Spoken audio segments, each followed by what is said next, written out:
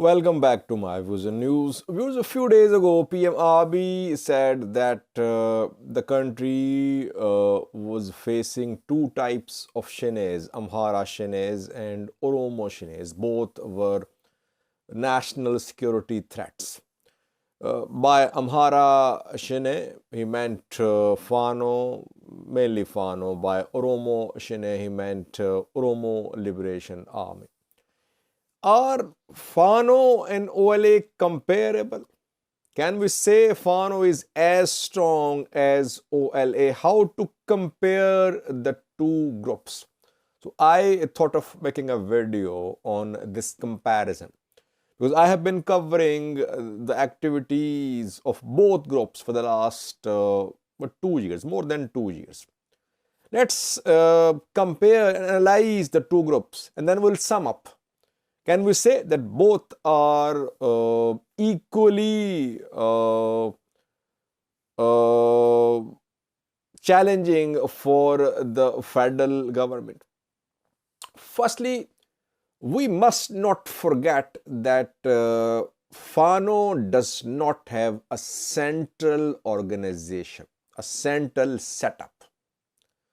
Yes, Fano tried to form central committees. It happened in 2021 when there was fighting in Amhara region. Tigray fighters were in Amhara region. They were in North Wollo, South Wollo, North Shua, Romia Special Zone, Amhara region. And they were trying to move towards Addis Ababa. Back then, an effort was made to unify and centralize Fano, but it could not be ensured. Same happened a few months ago when a central leadership was announced. But we don't have any credible information that Fano is being led by one man or by a committee. There are several Fano factions and they work mostly independently. Gajjam Fano is different, East Amhara Fano is different. So we cannot say that Fano has a central leadership, central organization. This is the main difference between Fano and OLA. OLA definitely has organizational setup. Jalmaro Kumsa Dereba is leading the organization. He appoints commanders and he has a deputy commander too. OLA has divided its organization along sectors and fronts. Southern front, eastern front, western front, central front, and Jalmaro appoints commanders of these fronts, and he is powerful. We have seen that because a few weeks ago, rather a few months ago, there were differences between Kumsa Dereba and Jal Sani Nagasa. Ultimately, Sani Nagasa was removed from the organization. Though Jalmaro tolerated him for some time, but in the end, it was Jalmaro who made the decision. So, OLA is much more organized than Fano. Fano is scattered. Secondly, arms. Yes, OLA is heavily armed. With small weapons, obviously. We have not seen OLA with tanks, artillery pieces, MLRS. They're armed with small weapons, and that is how they keep on changing their location and they manage to ensure their survival. Fano fighters were armed by government last year in 2021 when Tigray forces entered Amhara, Afar regions, before that as well. But later they were disarmed, and now we are seeing a disarmament campaign against Fano. Fano fighters arrested, commanders on the run. Only one faction was allowed to remain armed, and that was East Amhara Fano faction, led by Mere Wadajo, which fought in the third round of fighting. Even that faction is being disarmed. And we are seeing escalation of tensions between Ethiopian National Defense Force and Mere Modajo Fano faction. So Fano is not as heavily armed as Oromo Liberation Army. Thirdly, agenda. What is the agenda of these two organizations? People say it's difficult to know what is the agenda of OLA. If it is difficult to know the agenda of OLA, it is more difficult to know the agenda of Fano. OLA in some statements elaborated on its position about the future of Oromia. And OLA's position is that people of Oromia have the right to decide their future. Right to self-determination is the goal of Oromo Liberation Army, Finfane as well. OLA wants to reach Addis Ababa, but it says that it will abide by the decisions made by the people of Oromia regarding future status of Oromia. So we can say OLA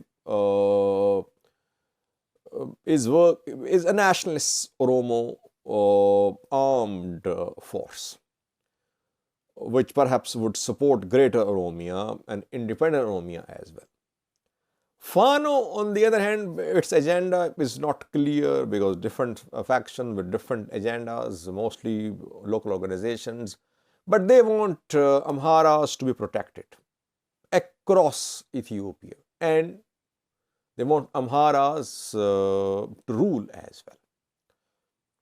What about their alliance with government? Secret alliance, very important point, viewers.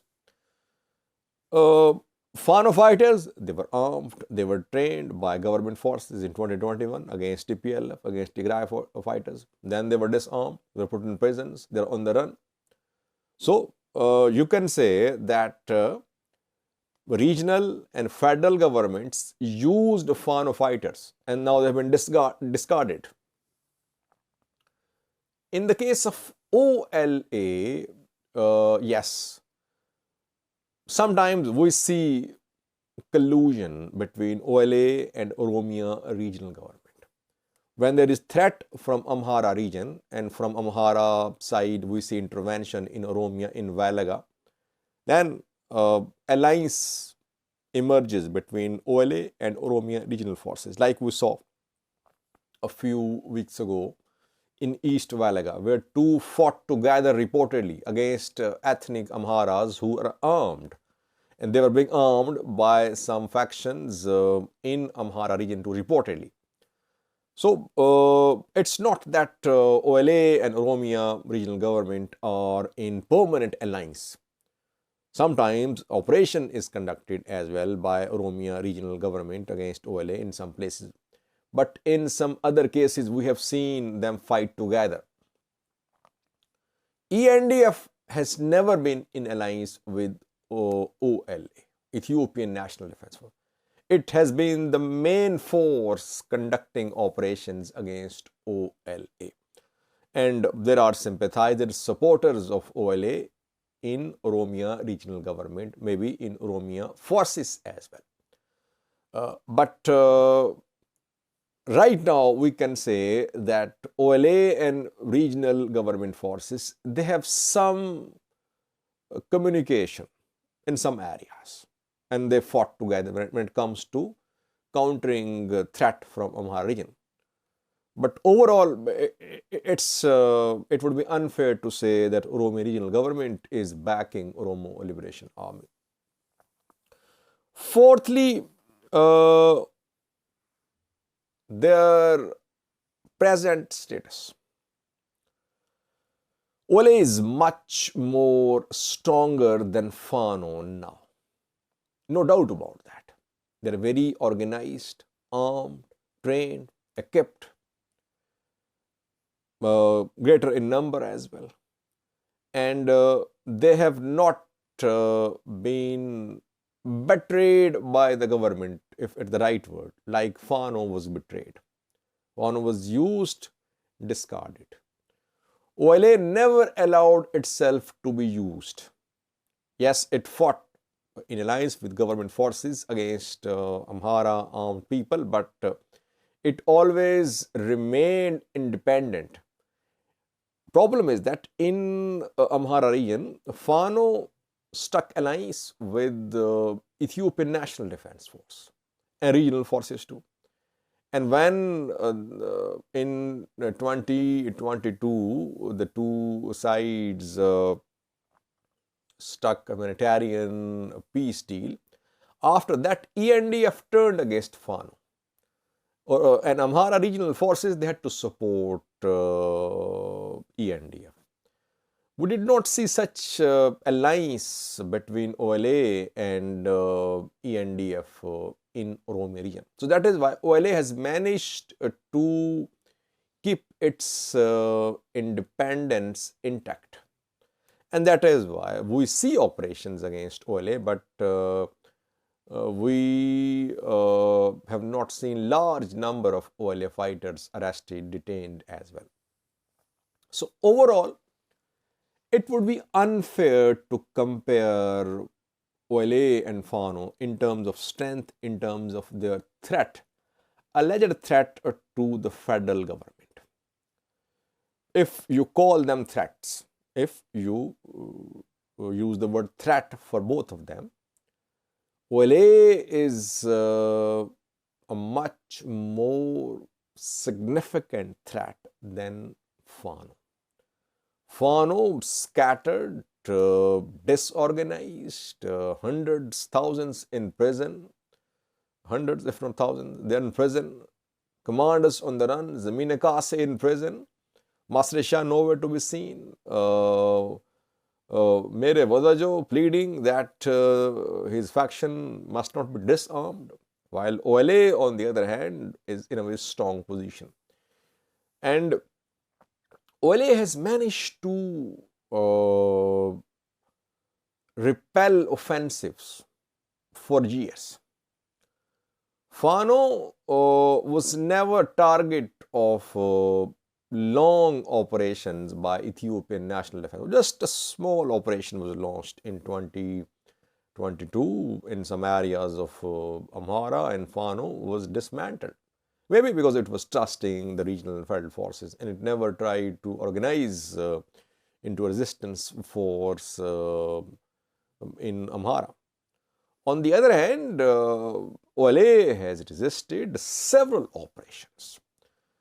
It has resisted operations from ENDF this year, last year as well.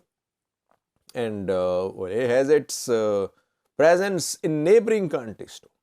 Presence in Kenya, in Sudan, in South Sudan, even in neighboring regions too. They are in Gambela, they are in BG, in Oromo as well. So that is why OLA has much more wider reach than Fano. Then why is that PM Abiy says there are two types of Shenes in Amhara and Oromo, Amhara Shene, Oromo Shene? I think basically he is trying to appease the people in Amhara region who are criticizing him for protecting OLA, for not launching operation against OLA, who criticize him for being responsible for the massacre of ethnic Amharas in Valaga. He is trying to tell them that there is a Shene in Amhara region too. But it would be unfair to say that both are equally strong. No.